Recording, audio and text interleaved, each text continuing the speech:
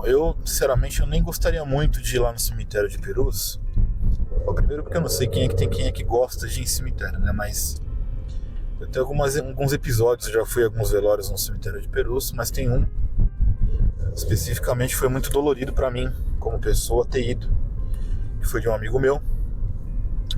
Uma longa história, mas o que acontece? Eu morava num condomínio e praticamente de frente à casa que eu morava, né, no condomínio de casas, morava ele e a família. E aí, quando eu conheci ele, estava perto de casar. Aí ele se casou, a gente fez uma amizade, tudo. Ele foi pra lua de mel e tal. E aí voltou da lua de mel, parece que tudo começou a dar errado pro cara, né? Voltou, foi demitido do emprego, né? Mas estava animado. Não, pô, sou profissional, vou arrumar outro emprego e tal. Foi jogar bola, sentiu uma dor no joelho, tomou um choque de algum jogador lá no joelho. A dor não parava. Começou a andar mancando e tal. Foi fazer exame e descobriu que tinha um câncer. Um osteosarcoma que já estava em metástase, né? Uma doença muito silenciosa. Já tinha dominado todo o corpo dele. E daí pra frente foi uma guerra, né? Foi uma batalha de muitos anos para ele se manter vivo. Ele era muito jovem, tinha ali perto dos seus 30 anos de idade. E nessas indas e vindas, né, das batalhas aí da doença, né? Por muitas vezes, né, eu deixei de fazer as minhas coisas para poder incentivá-lo, levava ele na academia do condomínio, lá tinha uma academia pra gente treinar, fazia exercícios com ele, socorri ele diversas vezes, né? Uma das últimas coisas que ele me pediu em vida foi que eu levasse ele no aquário de São Paulo. Isso foi em 2017. E aí eu levei ele, nós fomos no aquário de São Paulo, foi a última vez que eu consegui sair pra passear com ele, com a família, né, tudo, né, enfim. E aí ele veio a falecer, né, e ele foi enterrado aí no cemitério de Perus.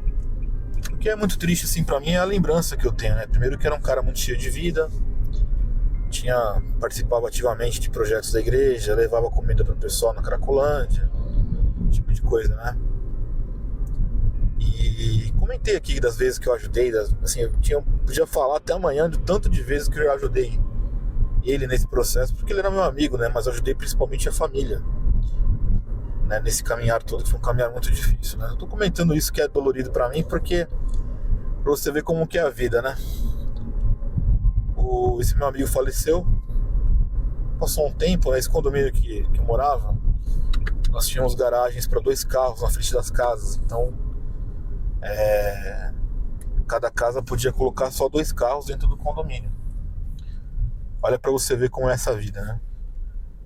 E aí, como eu cuidava da manutenção da minha garagem, às vezes eu ponho o carro no meio da garagem porque eu queria pôr mesmo.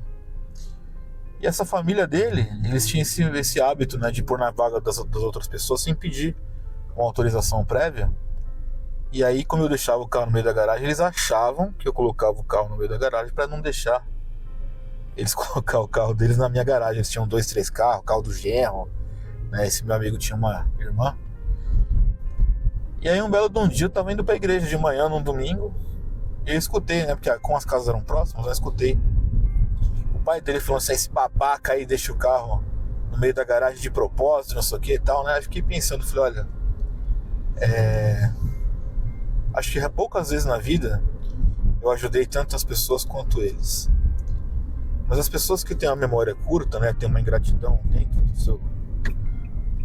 do seu caráter, assim por dizer, por achar que era meu direito, tá? Não tô aqui fazendo algo, eu tava fazendo algo errado, não. Era o meu direito colocar o carro onde eu quisesse.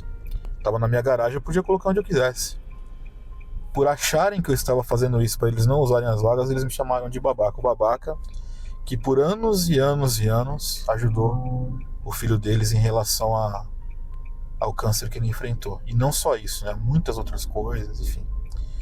Não vai nem, como eu falei, se eu fosse ficar aqui falando, né, o tanto de coisa que eu fiz para ajudar, e eu não quero me vangloriar disso, não é esse o ponto, mas eu tenho essa triste lembrança desse lugar por causa disso, porque primeiro, a mais difícil para mim foi ter vindo no velório desse meu amigo que morreu.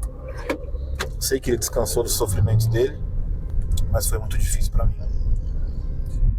Mas o pouco da memória que eu podia ter dele foi estragado por gente que tem esse tipo de pensamento mediano, que só sabe ver a vida a partir do que lhe é conveniente, né?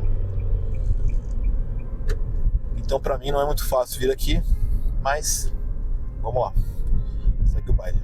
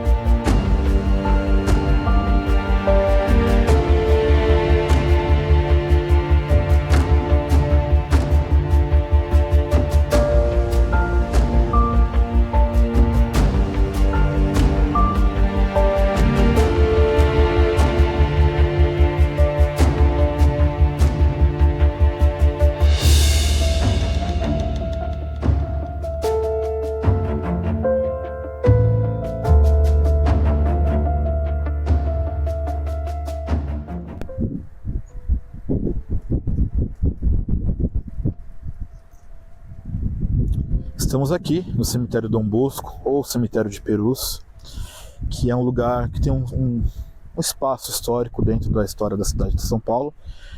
Sei que muita gente pensa que Perus é uma outra cidade, mas é um bairro afastado da periferia de São Paulo. E à primeira vista, né, você olha aqui para esse cemitério, como eu falei no começo, já vim aqui algumas vezes, parece que é um cemitério comum, um cemitério que você olha assim, você às vezes não encontra o fim do cemitério de tão grande que é, mas ao mesmo tempo esse lugar aqui esconde histórias que na verdade não foram apagadas, né? O que me parece que muitas histórias aqui nesse cemitério foram silenciadas. No caminho, né, no trajeto que eu estava fazendo para cá, fiquei pensando, né, tem várias lápides que não tem nome, tem lugar que não tem nem lápide. Quantas histórias, quantas famílias, quantas situações que nós podemos encontrar aqui nesse cemitério sem ter respostas. E aqui nós começamos esse pequeno documentário, essa pequena jornada. Logo atrás ali nós vamos encontrar uma vala que foi encontrada aqui na década de 1990. O que acontece? Essa vala tinha 1.049 ossadas, para ser mais exato, né? E isso abriu na época uma discussão política muito grande, não se sabia de onde que eram esses ossos, e começou-se a especular, né, que haviam ali muitas pessoas que estavam enterradas e mortas na época do regime militar. Depois que foi descoberta essa cova, que a gente vai até lá,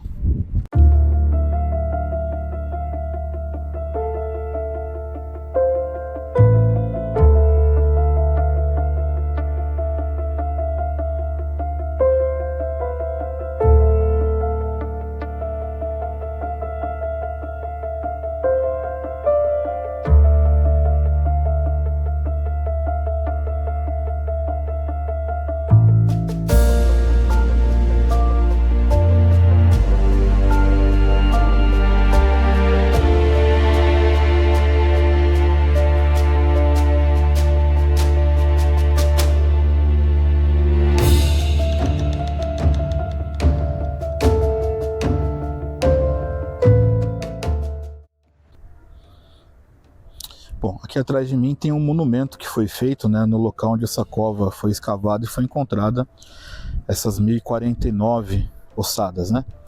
E pelos estudos forenses que foram realizados, parece que só 5 foram identificados como verdadeiramente ligados àquele movimento de morte que houve no período do regime militar.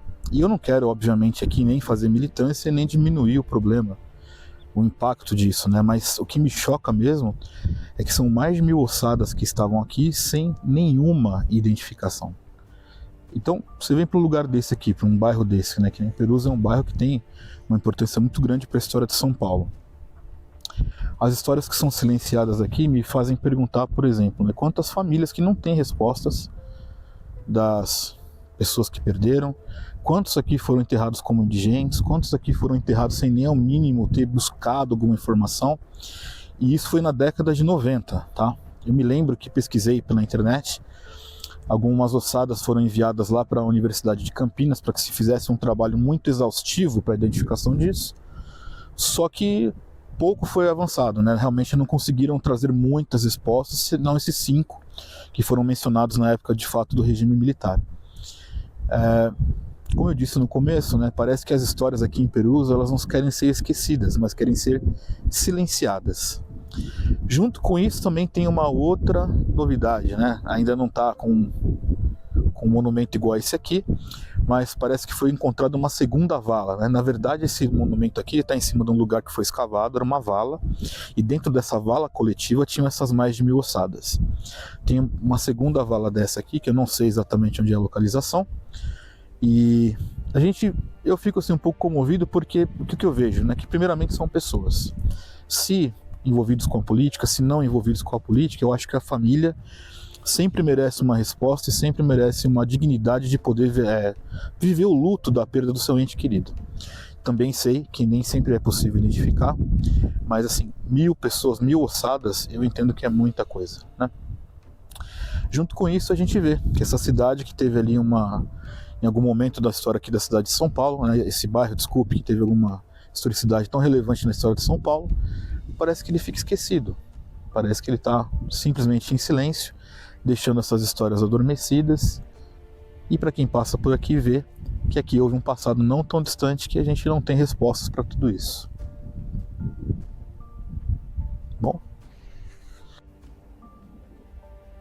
muito bem, então aqui você consegue ver o monumento. A vala, essa vala coletiva de encontrar essas mais de 1000 ossadas, era tudo esse pedaço aqui. Como eu falei, tem a história de ter mais uma dessa daqui, mais uma dessa coletiva escondida em algum lugar. Então, aqui onde exatamente eu estou pisando, onde nós estamos aqui, foram encontradas essas mais de 1000 ossadas, com poucas respostas, algumas ligadas à minoria, né, 5, que são trágicos, óbvio, ligadas à época da ditadura militar.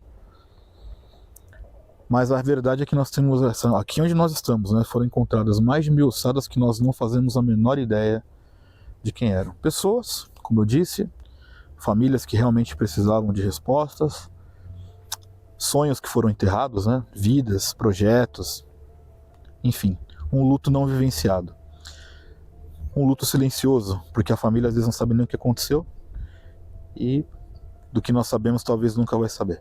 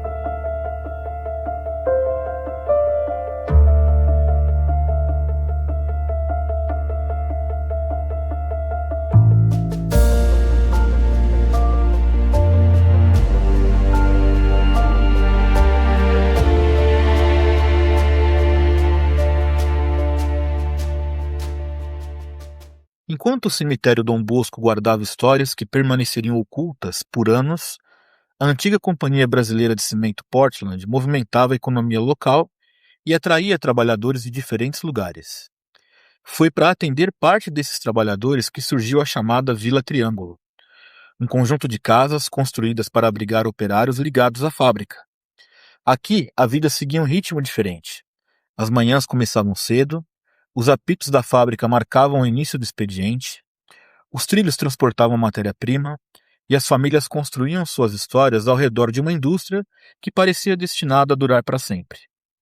Hoje as casas permanecem como testemunhas silenciosas daquele período. Elas nos lembram que Perus não é feita apenas de mistérios e perguntas sem resposta. Perus também foi construída pelo esforço de homens e mulheres que dedicaram suas vidas ao trabalho. E é justamente para conhecer essa outra face da história que seguimos agora, para a memória construída pelos trabalhadores que ajudaram a erguer uma das mais importantes indústrias da região. Se a vala clandestina nos lembram sobre aqueles que desapareceram da história, a Vila Triângulo nos lembra daqueles que ajudaram a construí-la.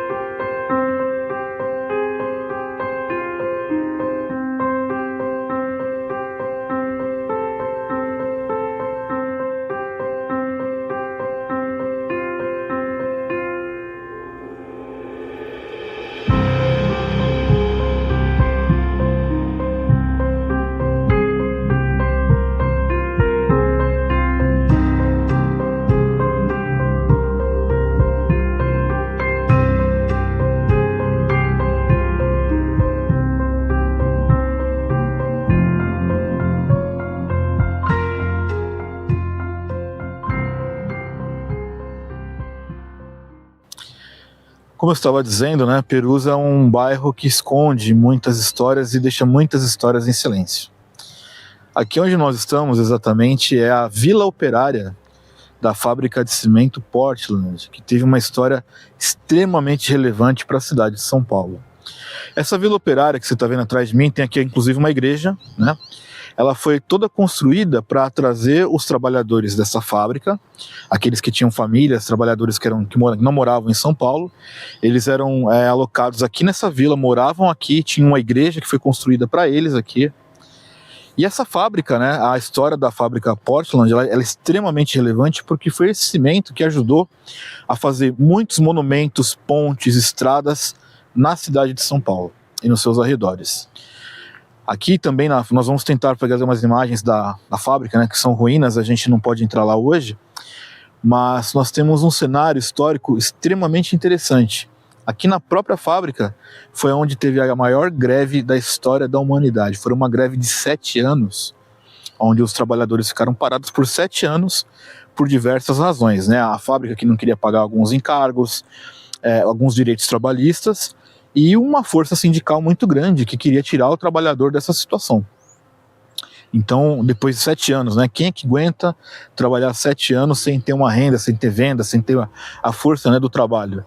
Ela faliu, mas até ela falir, essa fábrica ela foi extremamente relevante para a construção de muita parte de estrutura da cidade de São Paulo. Inclusive, houve diversos debates e dilemas na época, que era a questão de muita poluição. Naquela época, aqui o bairro de Perus, ele tinha essa fama, né, de ter muita poluição, porque muitas cinzas que saíam da fábrica. Enfim, é um marco muito significativo para a história de São Paulo. E aqui nós vamos poder ver um pouquinho de perto como é que era essa vila. É por isso que nós viemos aqui, e é isso que eu vou tentar mostrar para vocês agora.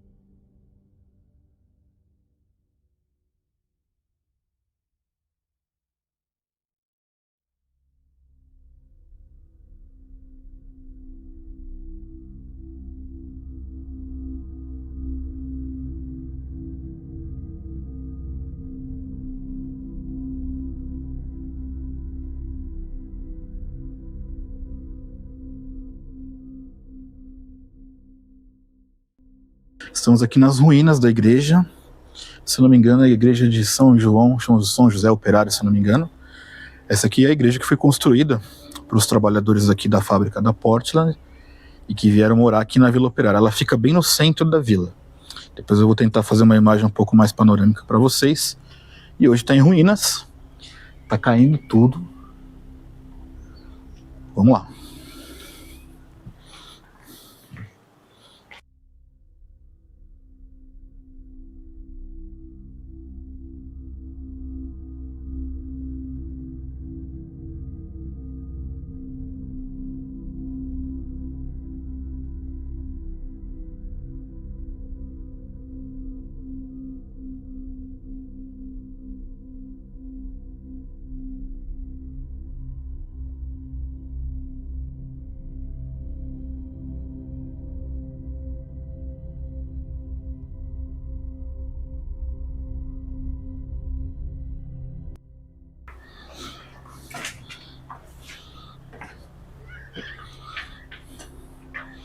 Aqui atrás, ó, se dá pra filmar aqui, ó,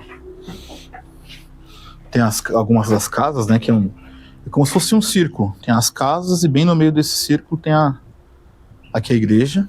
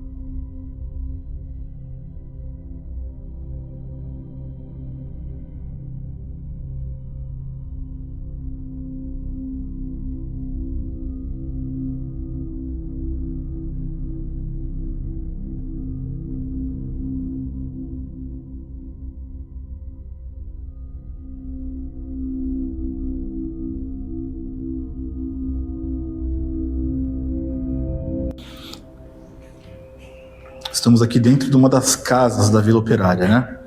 Então você pode ver que é uma casa assim que deve ser um quarto.